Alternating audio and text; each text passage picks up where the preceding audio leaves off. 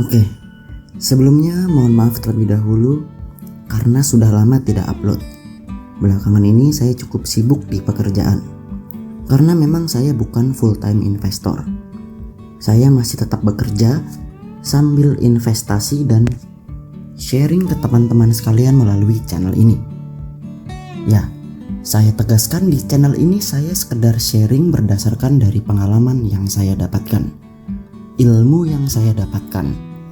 Sehingga belum tentu 100% benar dan belum tentu cocok dengan semua tipe. Video kali ini kita akan membahas manajemen portofolio dalam saham, yaitu rebalancing portofolio.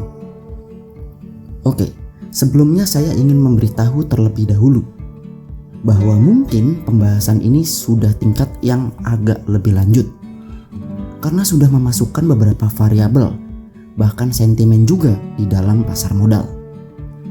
Serta pada pembahasan rebalancing portfolio ini fokusnya adalah pada dividen investing. Karena metode dividen investing bagi saya adalah metode yang paling nyaman untuk dilakukan. Mengingat bahwa saya juga sambil bekerja. Untuk lebih detail terkait dividen investing dapat dilihat pada video ini. Telah dijelaskan cukup detail apa itu dividen investing. Oke, kembali ke pembahasan. Rebalancing portfolio ini sudah tingkat yang lebih lanjut. Bisa dilakukan setelah beberapa tahun melakukan investasi.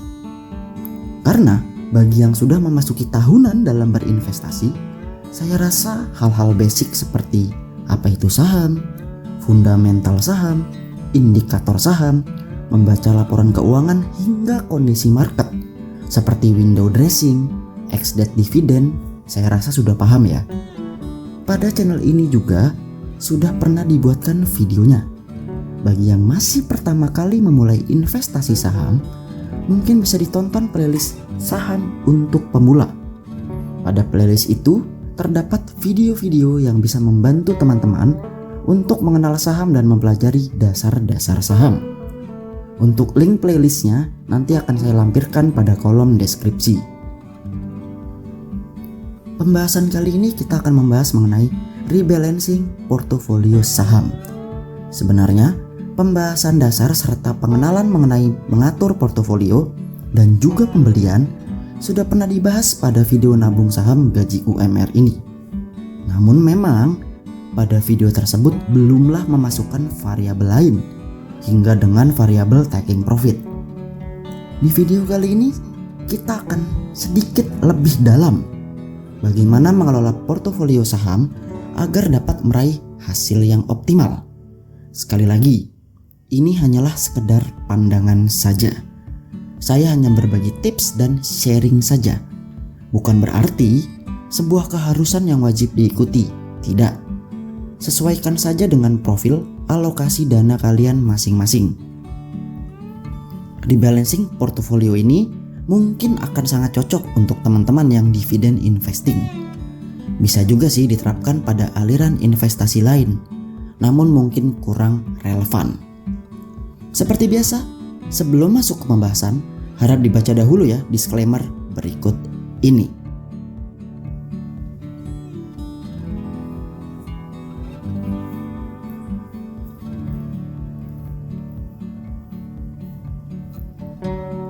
Apa sih rebalancing portofolio itu? Ya, prinsipnya seperti ini. Kita harus mengelola portofolio kita baik dalam menambah, mengurangi lotnya, hingga dengan menambah atau mengurangi sahamnya. Karena contohnya begini, pertama kali memulai investasi kita memiliki 3 saham. Setelah setahun atau 2 tahun investasi, tidak mungkin kan tetap hanya 3 saham itu saja. Tanpa adanya penambahan jumlah, tanpa pengurangan jumlah, tentu akan ada sedikit penyesuaian dalam jumlah lot maupun jumlah saham pada portofolio kita. Penyesuaian inilah yang disebut dengan rebalancing portofolio. Tujuannya agar kita bisa mengoptimalkan profit yang didapat dari investasi saham. Karena setiap periode tentunya ada saham-saham yang mengalami kenaikan tinggi, ada yang mengalami penurunan, ada yang fundamentalnya berubah, ada yang melakukan corporate action, dan banyak variabel tentunya yang dapat membuat kita melakukan rebalancing portofolio. Di sisi lain, seorang investor ya kita harus peka juga dong dengan kondisi perusahaan yang sahamnya kita miliki. Harus melihat kondisi ekonomi baik dalam negeri maupun secara global. Sehingga jika kondisi market memang mewajibkan kita untuk melakukan tindakan, ya kita harus lakukan sesuatu agar investasi kita tidak mengalami kerugian. Atau di sisi lain, kita sudah bisa meraih keuntungan, namun keuntungan tersebut akan menjadi sia-sia dan tidak terrealisasikan jika tidak dilakukan taking profit. Maka dari itu, kita melakukan rebalancing portofolio. Oke, tidak perlu berlama-lama lagi, kita langsung ke contoh pembahasannya saja ya. Di sini saya bagi dua, untuk metode yang cicil rutin setiap bulan atau DCA, dan juga yang sekali beli langsung jumlah besar atau metode lump sum. Yang pertama, metode cicil rutin atau DCA. Oke, misalkan saja alokasi dana kita setiap bulan untuk investasi adalah 3 juta rupiah. Saat pertama kali investasi kita memilih 3 saham dari 3 sektor yang berbeda. Sebut saja saham A, saham B, dan saham C. Maka setiap bulan kita bisa membeli saham A sebanyak 500.000, saham B sebanyak 500.000, dan saham C sebanyak 500.000. Sisanya bisa kita simpan pada reksadana pasar uang atau diamkan saja di RDN. Mengapa begitu? Karena kita harus selalu menyediakan cadangan cash apabila terjadi kondisi seperti pada bulan April kemarin market crash, terjadi trading halt. Maka pada kondisi itu kita bisa membeli saham lebih banyak saat harganya diskon. Hal ini sudah pernah saya bahas pada video Cash is King. Dapat ditonton agar paham mengapa kita harus selalu menyediakan cash. Oke, pada contoh tadi saham A, B, dan C. Setelah 1 tahun melakukan investasi, maka kita sudah membeli saham A sebanyak 6 juta, begitupun dengan saham B dan C. Namun setelah 1 tahun, saham C mengalami kenaikan yang paling besar, yaitu sebesar 50%. Saham B sudah naik misalkan juga yaitu 10%, namun saham A malah loss sebesar 10%. Dalam hal ini kita bisa melakukan rebalancing portofolio. Kita bisa taking profit sebagian saham C, bisa 10% atau 20%-nya. Kemudian lihat saham A, mengapa mengalami penurunan? Jika hanya karena sekedar sentimen saja, atau ternyata hanya turun karena ex-date dividen, hasil dari penjualan saham C bisa kita belanjakan untuk saham A. Disinilah rebalancing portofolio kita lakukan. Pembelian pada saham C juga bisa kita kurangi terlebih dahulu porsinya, yang biasanya setiap bulan 500.000, pada saat harga tinggi maka bisa kita kurangi, hanya belanja 200.000 atau 300.000 saja misalnya. Sisanya bisa kita optimalkan pembelian pada saham A yang harganya sedang terdiskon. Atau pada kondisi lain, saham C mengalami kenaikan 50%, saham B sebesar 10%, dan saham A terus-menerus turun karena memang bisnisnya sedang tidak baik atau memang labanya terus-menerus menurun. Dividen yang diberikan juga semakin menurun. Maka kita bisa pertimbangkan untuk cut loss saham A, kemudian kita membeli saham lain untuk menggantikan saham A tadi. Misalkan saja saham Z.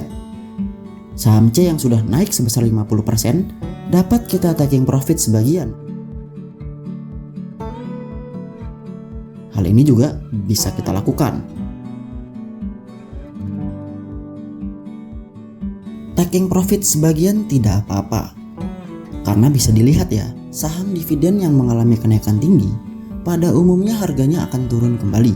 Bisa pada saat ex-date dividen, bisa pada saat sentimennya mulai menurun, atau karena hal-hal lain. Sehingga taking profit bukanlah hal yang tabu atau haram kok. Tidak apa-apa. Lebih detail mengenai cara taking profit, indikator apa yang bisa kita lakukan dalam taking profit dapat dilihat pada video ini. Di sisi lain, kita juga bisa menambah saham apabila alokasi per bulan kita naik, bisa karena kenaikan gaji atau promosi. Maka dalam hal ini kita bisa taking profit sebagian saham C dan sebagian saham B. Kemudian dana dari taking profit tersebut kita belikan saham D misalkan. Maka jumlah portofolio kita menjadi 4 saham.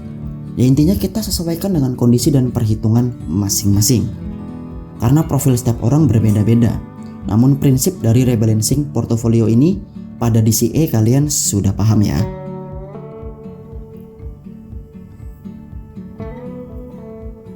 Yang kedua, metode lump sum. Sebenarnya tidak jauh berbeda dengan metode DCA atau cicil rutin. Prinsipnya tetap sediakan cash dan dibagi porsinya dengan imbang. Dalam hal ini contoh dana yang dimiliki sebesar 60 juta untuk membeli saham. Maka yang dapat dibelanjakan sebesar 30 juta. Sisanya dapat ditaruh pada reksadana atau sekedar di RDN saja tidak apa-apa. Walaupun hanya di RDN saja, bisa tetap dapat return juga. Bagaimana caranya dan menggunakan RDN apa? Bisa dilihat pada video ini ya, agar dana nganggur di RDN kita tetap bisa menghasilkan return. Oke, dalam contoh ini sama, dibagi menjadi 3 saham, yaitu saham A, B, dan C. Sehingga alokasinya masing-masing sebesar 10 juta rupiah. Setelah 1 tahun investasi, saham C mengalami kenaikan, sama ya 50%, sehingga nilainya menjadi 15 juta. Saham B hanya naik 10%, sehingga nilainya menjadi 11 juta. Sedangkan saham A minus 10%, sehingga nilainya turun menjadi 9 juta. Dalam hal ini saham C bisa kita taking profit sebagian, sebesar 20% misalnya. Sehingga sekitar 3 juta rupiah bisa kita jual. Penjualan dari saham C tersebut bisa kita gunakan untuk membeli saham A. Sekali lagi, apabila penurunan saham A dikarenakan sentimen sesaat atau corporate action misal setelah terjadinya ex dividen, sehingga pada akhirnya portofolio saham kita, saham A bernilai 12 juta, saham B bernilai 11 juta, dan saham C bernilai 12 juta. Disinilah rebalancing portofolio bekerja, membuat stabil kembali portofolio kita. Dalam contoh lain, apabila saham A ternyata penurunan terjadi karena memang fundamental bergeser, kita bisa menjual saham A dan mengganti dengan saham, misalkan saja saham Z. Saham A kita jual nilainya 9 juta, ditambah dengan taking profit dari saham C sebesar 3 juta, maka kita bisa membeli saham Z senilai 12 juta. Maka portofolio kita nilainya menjadi saham B sebesar 11 juta, saham C sebesar 12 juta, dan saham Z sebesar 12 juta. Pada sisi lain kita juga bisa menambah saham. Pada contoh ini misalkan saham A naik sebesar 10% menjadi 11 juta. Saham B naik 30% menjadi 13 juta. Dan saham C naik 50% menjadi 15 juta. Maka kita bisa taking profit sebagian saham A sebesar 1 juta rupiah, saham B sebesar 3 juta, dan saham C sebesar 5 juta. Sehingga kita memiliki cash sebesar 9 juta. Karena kita melihat ada saham lain yang prospeknya baik dan potensial, sebut saja saham D. Maka kita bisa belanja untuk saham D sebesar 9 juta hasil dari taking profit saham A, B, dan C tadi. Ya intinya kita sesuaikan dengan kondisi dan perhitungan masing-masing. Karena profil setiap orang berbeda-beda. Namun prinsip dari rebalancing portofolio ini pada metode lump sum sudah paham ya. Kurang lebih prinsipnya seperti itu mengenai rebalancing portofolio. Detail persentasenya dan pemilihan sahamnya dapat disesuaikan masing-masing. Karena setiap orang memiliki profil dan juga analisa yang berbeda. Namun terlepas DCA maupun lump sum, kita selalu memiliki cadangan cash jika menggunakan metode seperti yang saya sampaikan pada contoh tadi. Sehingga apabila terjadi penurunan atau crash, kita masih memiliki cadangan dana untuk membeli saham-saham tadi saat harganya terdiskon. Contoh yang saya sampaikan tadi belum memperhitungkan variabel market crash ya. Apabila market crash terjadi seperti pada bulan April kemarin, kita bisa borong saham dengan jumlah yang agak banyak karena masih memiliki cadangan cash. Rebalancing portofolio ini tidak wajib dan tidak harus teman-teman lakukan. Jika ingin konsisten melakukan pembelian rutin tanpa melakukan rebalancing, juga tidak apa-apa sebenarnya. Namun hasilnya ya kurang optimal. Dan jangan ditelan mentah-mentah contoh yang saya sebut tadi ya. Contoh tadi hanyalah sekedar simulasi. Dalam pembelian saham, kalian tentukan sesuai dengan profil masing-masing. Ada yang 2 saham, ada yang 4 saham, silakan saja. Pemilihan sahamnya juga harap disesuaikan dan kalian wajib melakukan analisa terlebih dahulu. Pada video ini saya hanya menggambarkan secara garis besarnya saja.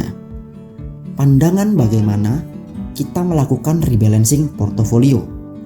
Hal-hal lebih detail dapat disesuaikan dengan kondisi masing-masing, karena profil setiap orang berbeda-beda. Jadi demikian video kali ini, semoga dapat menambah referensi dan bermanfaat bagi teman-teman investor semua. Bagi kalian yang ingin tahu bagaimana strategi nyicil beli saham versi paham saham, dapat dilihat pada video ini. Dan bagaimana investasi saham dikombinasikan dengan instrumen lain agar hasilnya optimal, dapat dilihat pada video ini. Subscribe di sini untuk video-video lain. Agar apa? Agar kita paham saham.